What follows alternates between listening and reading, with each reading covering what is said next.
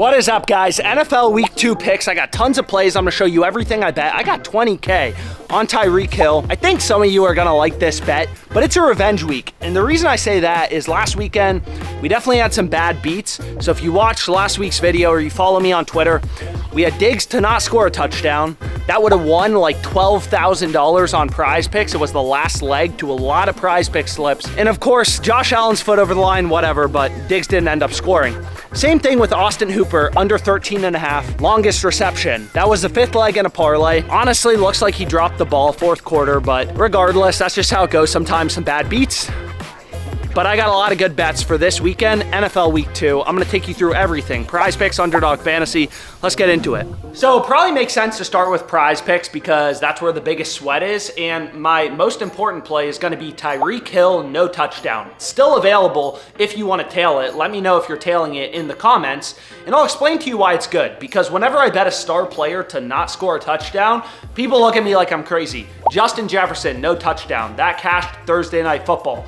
Won me a 6X on Underdog. I also am on AJ Brown, no touchdown. I was on that in the same slip that led up to this Tyreek Hill play. So again, the way that PrizePicks works, if you're new to PrizePicks, hopefully this is helpful, is they have fixed payouts. You take the over, you take the under, you get the exact same payout. So what you want to do is you want to compare the lines on PrizePicks to those on the sports books and see where books have an under or an over heavily favored. You look at every sports book, every single one.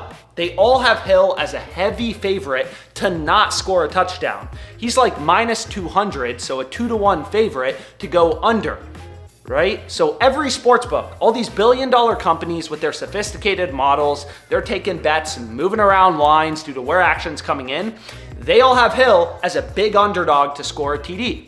So we want to take his under on PrizePicks, right? A lot of the value is on these under TDs on PrizePicks, and this is the best one available for Sunday. So for a similar reason, I'm also on Mac Jones, no TD. You can see all the sports books have his under heavily favored, right? Every sports book, every data point, all these books have his under heavily favored. So I know following the data, it's not always glamorous, but this is how you make money sports betting. Mac Jones, heavily favored to go under. Same with Tyreek Hill. Those are two sharp picks to go with.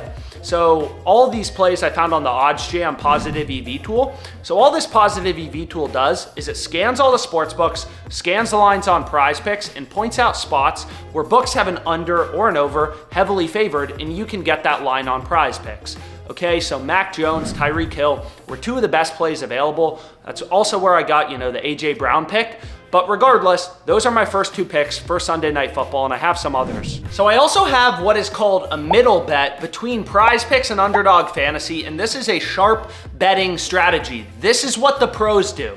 Okay, so when Underdog and PrizePicks started to drop NFL prop lines for week 2, there were some huge discrepancies. I'll give you an example. McCaffrey's line was 67.5 on PrizePicks. Underdog had him at 78.5. That's a huge discrepancy, 11 yards, right? So what I did is I didn't take an opinion on whether McCaffrey is going to go over or under, is I middled it, right? So I took the over 67.5 on PrizePicks, the under 78.5 on Underdog Fantasy, and if he has 68 to 78 rushing yards, then I'm gonna win both bets, right? So that's called a middle bet. And the way I like to think about it is it's like buying a stock at 67.50 on E-Trade and then flipping it for 78.50 on Robinhood, right? You're just day trading the inefficiencies in the market. So you can see this was an early PrizePicks play I locked in, but I got down 5 really big middle bets between PrizePicks and Underdog Fantasy, especially early in the week. Look out for middles. There are some crazy discrepancies oftentimes between the sports books when they're first dropping lines. Their models are super out of sync. So this is a really good play I locked in between PrizePicks and Underdog, a middle. So middle betting is a very low risk strategy. Over 67.5 for McCaffrey, under 78.5 on Underdog. We're always gonna win at least one of those bets. It's also fun, right? You kind of have this weird sweat where, for example, for McCaffrey, I'm rooting for him to have 68 to 78 rushing yards, kind of random, but OddsJam has a middle betting tool. You put in the sports books you use, it shows you all middles. That's gonna help you make more money off the books. Give it a try. Next, we can go through some straight bets, and I have the Falcons minus 1.5. You can see there's really good value on this play on Fliff. So Fliff is a sports book. There aren't many sports books that are legal in California, but what's great about Fliff is it's legal in basically every single state in the US, and they have a lot of good lines available. So I'm on the Falcons -1.5, and then I have a bunch of unders in the Seahawks-Lions game. So you can see a bunch of unders showed up on the positive EV tool. Is a lot of sports books started ripping odds lower in this game. They started moving the total lower. Maybe lineups change, weather, whatever. But you can see all these sports books started moving the total lower. Fliff was asleep at the wheel. I essentially call it stale odds. They were giving really good prices on all the unders. All the other books were moving lines lower. There was steam going towards the under. Fliff was asleep at the wheel. They didn't update their lines. And again, this happens because all these sports books set lines independently. So Fliff was asleep at the wheel. Rest of the market was ripping the total lower. So I hit a bunch of unders on Fliff. So you may be wondering, why did you bet a bunch of unders? Why didn't you just pick one? And Fliff is a little annoying. They have a max bet size of 250 bucks. So this is called a ladder. It's when you take a bunch of different unders. I would have bet just on the top play, but again, they only have a max bet size of 250, so I paired a bunch of them together. So next we can go through ParlayPlay. This is another sports book available in basically every US state, and what's nice about ParlayPlay is they have slightly better payouts than PrizePicks.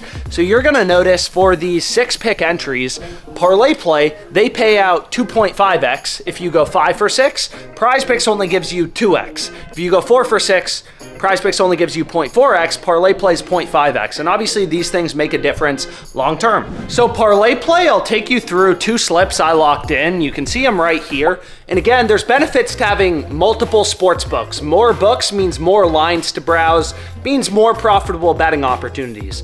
So you can see on ParlayPlay, I got Chubb, under 81.5 rushing yards. This play's really good. Look at the rest of the market. All these other sports books have his line around 75, 76, right? Every sports book is a data point. As sharp bettors, that's how you think. Every book is a data point. Clearly here, ParlayPlay has Chubb's line too high, so we want to take the under. There's value on the under. And this betting tool is called the Sportsbook Screen. It's very simple. You type in a market you want to look at, and it's just going to show you where every book has their line set, so you can kind of search around, look for value. So all sports books have pros and cons. ParlayPlay, it's another great book to have. All these books have different lines.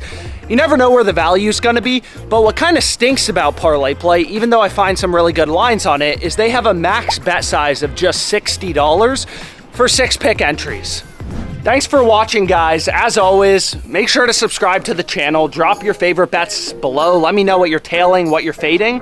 And most importantly, if you are Bill Belichick, strap him up.